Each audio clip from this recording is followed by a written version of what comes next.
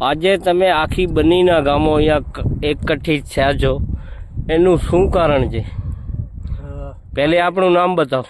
મારું નામ છે જત ફકીર મામદ પુનરા સરાળા.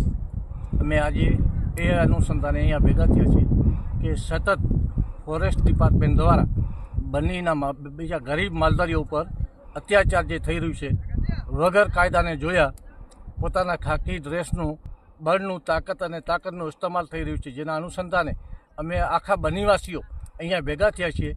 પણ ભેગા થવામાં કારણ એક જ છે, અહિંસાને અપનાવી ગાંધી ચિંધ્યા માર્ગે જઈ જે કંઈ આ અબોલ પશુઓ ગાયોને રાજા તરફથી આ ચરિયાણ જમીન આપવામાં ગાયોને આવે છે, જે ગાયોના મોઢામાંથી કાઢી અને ફોરેસ્ટ પોતાનો તાકાતનો ઇસ્તેમાલ કરી રહી છે, એના સામે ગાંધી ચિંધ્યા માર્ગે જઈ અને અમે તમામ પ્રયાસ કરશું આને અટકાવવા માટે.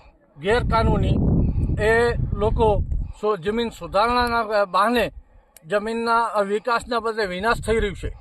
આખી બન્નીનું અને ગાયોના મોઢામાંથી કાઢી અને અત્યાચાર કરીએ છીએ બિચારા ગરીબ માલધારીઓ ઉપર, જેના અનુસંધાને આખી બન્ની ભેગા થયા છે. ભલે અમે આખી બન્નીને જેલોમાં નાખી દે, પણ આ ધરતી માતા અમારી માતા છે, અમારી જન્મભૂમિ છે, જેને અમે મૂકશું નહીં. અને જે કંઈ આ દર્શાવવામાં આવે છે કે આ કામગીરી અમે બન્નીના હિતમાં કરી રહ્યા છીએ, 110% બન્નીના હિતમાં નથી. આ લાખીની બેસ્ટ જેની મોદી સાહેબે પોતે વખાણ કરી છે, એનો ચરિયાણ હક છીનવી રહ્યા છે અને અમારી આઝાદીને છીનવી રહ્યા છે. એના વિરુદ્ધમાં એટલે અમે કાયદા અંદર રહી અને અમે પૂરા પ્રયત્ન કરશું, વિરોધ કરશું. અમે કામગીરી કરવા દેશું નહીં. આ અમારી જન્મભૂમિ છે, આ જે છે ધરતી માતા એ અમારી માતા છે, જન્મભૂમિ છે, કર્મભૂમિ છે. 110% અમે નહીં જશું અહીંયાથી અને કામ કરવા દેશું પણ નહીં. અમારા ઉપર અત્યાચાર છે અને અમને 110% સરકારમાં વિશ્વાસ છે, આ ભૂપેન્દ્ર પટેલ સાહેબની સરકારમાં, કે આવું અત્યાચાર અમે માલધારીઓ ઉપર અને ગાયો ઉપર કરવામાં નહીં આવશે. અને અધિકારી પણ અમે નથી કહેતા, બધા અધિકારી એવા છે, BM પટેલ સાહેબ છે, એવા અમને ધ્યાન છે કે અમારી આ વાતને ધ્યાને લઈ અને અમલ કરશે ને આ કામગીરી રોકવામાં આવશે જે ગેરકાનૂની અને ગેરકાયદેસરની થઈ રહી છે અને માલધારીઓ ઉપર અત્યાચાર થઈ રહ્યું છે. એક જ અધિકારી એવા છે કે જે આ પિસ્તોલના જોરે કે જે રેવલર છે એના આધારે બતાવીને બીક બતાવીને કામગીરી ગેરકાનૂની અને માલધારીઓના હિતથી બહાર જઈને કરી રહ્યા છે. એમાં અમારો સખત વિરોધ છે. આખી બન્નીના અમે આગેવાનો આજે ભેગા થયા છીએ અને બગાડિયા, સરાળા, શેરવા તમામના માલધારીઓ અહીંયા બેઠા છે એના માટે કે આ કામગીરી ન કરવામાં આવે અને એના માટે અમે આગળ કાયદેસરના પગલાં પણ ભરશું. અને આ કોર્ટનું ઉલ્લંઘન થઈ રહ્યું છે. કોર્ટનું આ જમીન ઉપર મનાઈ હુકમ છે, અમારા આના ઉપર અધિકાર છે. આ અધિકારી કાલે આવ્યા છે ને અમારો અધિકાર હજારો વર્ષથી અમને જ્યાં સુધી હક ન મળે ત્યાં સુધી અમે કાયદાના દાયરામાં રહીને પૂરેપૂરી લડત આપશું. કાયદા અંદર રહી અને આ ગાયોના મોઢામાંથી જે જમીન છીનવાઈ રહી છે ફોરેસ્ટ ડિપાર્ટમેન્ટ દ્વારા, એમ કરવામાં આવશે એ ખોટું છે અને કોર્ટનું પણ ઉલ્લંઘન છે. અને સરકારને ધ્યાને અમે મૂકવાના છે કે અમારી સાથે આ જુલમ થઈ રહ્યું છે. સરકારને કંઈ વિકાસના નામે વિનાશ બન્નીમાં થઈ રહ્યું છે એ સૌ આપ જોઈ રહ્યા છો. આ એકદમ વિનાશ. જ્યાં ફોરેસ્ટ ડિપાર્ટમેન્ટને બીજા વાડા બનાવે છે એમાં જઈને કામગીરી કરીને સાબિત કરે અને એમાં કરે અમે સહમત છીએ. જ્યાં સહમતિ અને વગર સહમતિએ જ્યાં ત્યાં તાકાતનું બળ વાપરી અને વાડા કરવામાં આવે છે, જેમાં અમે બન્ની તમામ સહમત નથી. જય હિન્દ, જય ભારત. આખરી સવાલ છે સાહેબ, સરપંચ સાહેબ જી, એ ફોરેસ્ટ વાળા કહેવામાં માંગે છે કે 3 વર્ષ પૂરતો અમે વાડો રાખીએ છીએ. એ અગાઉ કેટલા એ લોકોએ વાડા ખુલ્લા કર્યા? એમાં પણ નિષ્ફળ છે. એક વાડો પણ ખુલ્લો નથી કર્યો. એમાં જે ઘાસ કરે એ બનીને આપે કે બીજે આપે એમાં કામગીરી કરી શકે છે. એક પણ વાડો ખુલ્લો નથી કર્યો. તારબંધી કરીને બંધ કર્યું છે. એ વાડાના કારણે બન્નીના માલધારીઓને અને બન્ની ગાય ભેંસને નુકસાની થઈ છે, જેના જવાબદાર તમામ આ અધિકારીઓ ફોરેસ્ટના છે. મને તો એવું લાગી રહ્યું છે કે હવે એટલા સુધી બન્નીના માલધારીઓ કંટાળી રહ્યા છે કે 1-2 કલાક અહીંયા કેરોસીન આવીને સળગી પણ જશે, જેના જવાબદાર ફોરેસ્ટ અધિકારી રહેશે. હું લુણા માજી સરપંચ બોલું છું.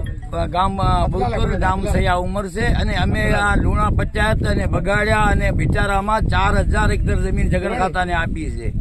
એમાં જગર ખાતાને જે કામ કરું છૂટશે, બાકી નવો વાળો 1 જ એકર નહીં આવશું. છતાં બીજા કેટલા ફોરેસ્ટર આવ્યા, દેવફા આવ્યા, કોઈ નથી કરતો દાદાગીરી.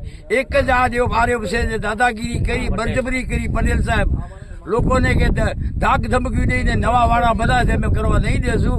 છતાં કરશે, નતીજો ખરાબ આવશે. હવે જે નવા વાળામાં GCB ઇટાજો આવશે તો અમે હેડગાઈ નાખશું. એટલે મારી વિનંતી છે સરકારને, તો નવો જમીન અમે નહીં આવતું. જે જૂના છે પેલો એમાં સરકારને કામગીરી કરવા છૂટશે. હું નૂર મોહમ્મદ ખમીસા, ચચલા બગાડિયાના અગ્રણી. છછુલા ગામે સીમાડામાં પોતાની મનમની ચલાવીને હજારો એકર જમીન વાળેલી છે અમારા ગ્રામ પંચાયતોમાં, છતાંય નવેસર જમીન હડપવાનું એ મુદ્દો લઈને આજે ફોરેસ્ટ ખાતાવાળા અહીંયા છછલાજા સીમાડામાં વાડાની તજવીજ કરી રહ્યા છે. તો અમારું એવું કહેવું છે કે જે જૂના વાડા છે એમાં કામગીરી જે થાય એ, પણ એમાં નવેસર કોઈ વાડો ન કરે.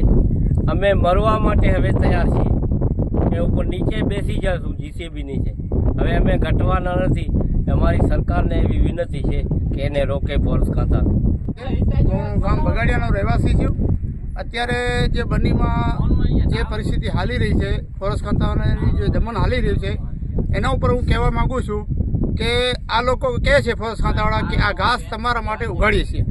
અમે માનીએ છીએ ઘાસ થાય છે, પણ એ લોકો ખાલી મુદ્દા પૂરતો એક બે જીપડા માલ આપી, આપણે ઘાસ આપી ગામ દીઠ, અને બાકી જે ઘાસ વધે છે એ ડાયરેક્ટ ઘાસ નખત્રાણા જાય છે. એ કોના ક્યાં નથી જાય છે? અમારી જમીનનું છે. અમારી જમીનનો ચોપાથી વાળી અને એમાં ઘાસ ઉગાડી એ લોકો ઘાસ ડાયરેક્ટ વેચી નાખે છે. બરોબર. અને બીજી વાત એ છે કે અમને જે જમીન આપી છે, પહેલા કે એક વાળો આપો, અમે એક વાળો આપ્યો, પછી કે બે વાળો આપો, બે વાળા આપ્યા હતા. એ બે વાળામાં એ લોકોને જે પણ કરવું હોય એ ડેવલપમેન્ટ ત્યાં કરે, એમાં ઝાડો વાવે કે એમાં જે પણ એ લોકો તળાવ બનાવે કે તળાવ બનાવે એ બધો એમાં કરી શકે છે. હવે બહારની જે જમીન છે એનામાં એ લોકો ના આવે, ને આવશે તો અમે મરવા માટે તૈયાર છીએ અને અમે ઉગ્ર આંદોલન કરશું. નકા અમારી સરકાર તે નર્મ વિનંતી છે કે અમે બે હાથ જોડીને કહીએ છીએ કે અમે જીવા દો. અને આ અમે 400 વર્ષથી અહીંયા ગામમાં રહીએ છીએ. બન્નીમાં અમે 400 વર્ષથી રહીએ છીએ. અમારો કોઈ હક જ નથી. આ ફોરેસ્ટ ખાતાવાળા હમણાં 2 વર્ષમાં આવ્યા છે અને અમને ખોટો હેરાન કરે છે. એ હેરાન કરવાનું સરકારને અમે વિનંતી કરીએ છીએ કે અમે આ બંધ કરી નાખો. નકા હવે પાણી સરતી ઉપર જતો રહ્યો છે. હવે અમે અહીંયા જીવા દેતા, અમને જીવા નથી લેતા એ લોકો, તો અમે હવે જીવા માંગતા પણ નથી એને જીવા દેશું. બસ અમારી નમ્ર વિનંતી છે કે હવે આ વાડા બંધ કરો.